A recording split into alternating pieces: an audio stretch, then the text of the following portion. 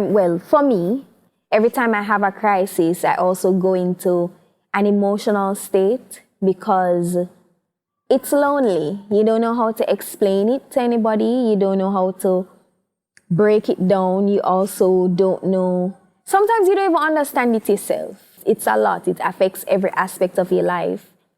But it's also something that I stay grateful for because it's allowed me to appreciate the community that I have and community of supporters, but community of warriors. And I think that that's the best gift that could have been given because I've met some amazing people. You would have heard some myths, but what are two of those myths that you've heard that you know because you're a doctor, you're also a specialist in this area? What are two of those myths that you would love to debunk? Wow, only two? Okay. I mean, you can list as many. People with sickle cell disease will die by their time they're 25. Well, hello, we have people living into their 90s, right? So the average age that people with SS live in Jamaica is somewhere in the middle 40s, which means that half will live longer than that and half will live shorter than that. Yeah. So that's definitely a myth. Another myth is that women with sickle cell disease are mules. They cannot have children. That's not true. The risk to them and the child is higher than with other children, but they certainly can have children. Another myth is that it's catching. So either the jaundice, yellow eyes, or the leg ulcers or whatever, you can catch it from somebody with sickle cell disease, and we know that that's not the case. Oh, what's another one? Oh, the white cells are eating the red cells. No, nothing like that. The red cells do break down because of the abnormal hemoglobin, but it's not that the white cells are eating up the red cells. Yeah, those are some of the big ones. What has your journey been like? That is it's a long question. It's one of those questions where I think, where do I start or how do I summarize it? My journey it's been a lot, I think, if I'm to say. From a young age, all the way up until even as recent as, me currently being in Jamaica.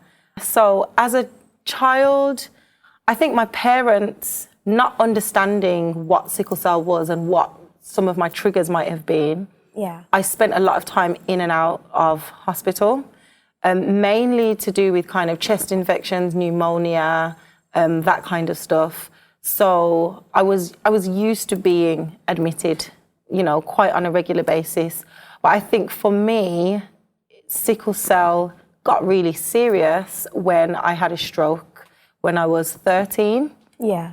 So at the time, we, as a family, like my mom, parents, my whole family, we didn't know that sickle cell came with so many complications. Obviously, growing up in the UK, I would say it's a new disease for them in terms of their level of research, understanding, and all of the impacts and complications that it can have. They're not as well experienced in it and have not been. So me growing up in the 90s, there were a lot of things that they didn't know, and my parents certainly didn't know.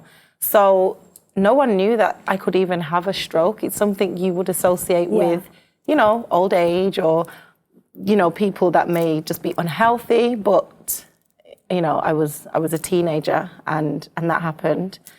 And I would say from then on, I kind of just continued on this journey of ticking off this whole list of complications that could potentially happen.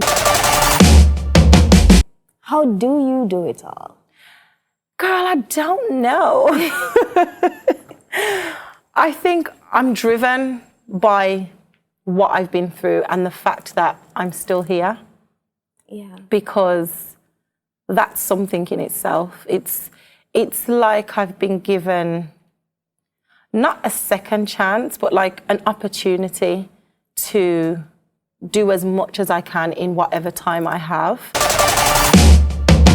How has this entire journey, because we can't negate the fact that it affects everybody in my space. Yeah. So how has it really affected you?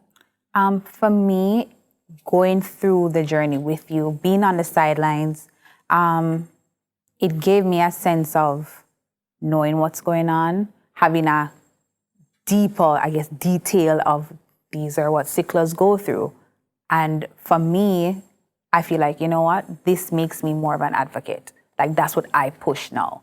Because too often we hear these stories about how sicklers are treated, how the disease is managed or not managed, you know, what the treatment is like at the hospitals. And I'm like, no.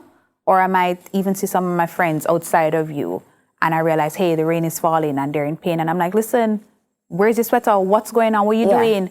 You know, or we might not even at work. I have a girlfriend at work and she might not be able to wear certain jackets or certain things. And I'm the one to be like, hello, the place is cold. She needs a sweater. It might not match the uniform, but she needs it because of her illness. So for me, it affects me at first negatively because I was scared, but now it's positive to be like, you know what, I'm going to help fight with these girls and these guys as best as I can.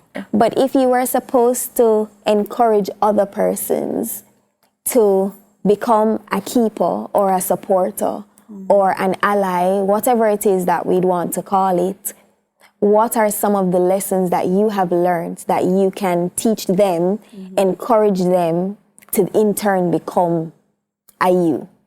I mean, it really boils down to support. It is, if you are a friend of someone who's a sickler or your spouse is a sickler, it goes down to the support. What is it that your friend, your spouse needs at this very moment? Are they going through a crisis? What do they need? So as I say, it just goes back to be supportive. And it can be something simple. It could be you going through a crisis. You just need to be there. Just be in the space while they're going through it. Just be there. Just be there to listen. Or it could be something as extreme. I remember even at one point you weren't well.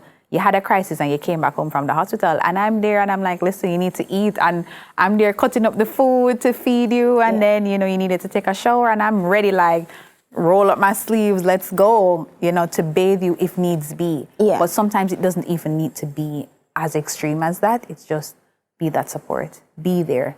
Be that advocate. Be that friend.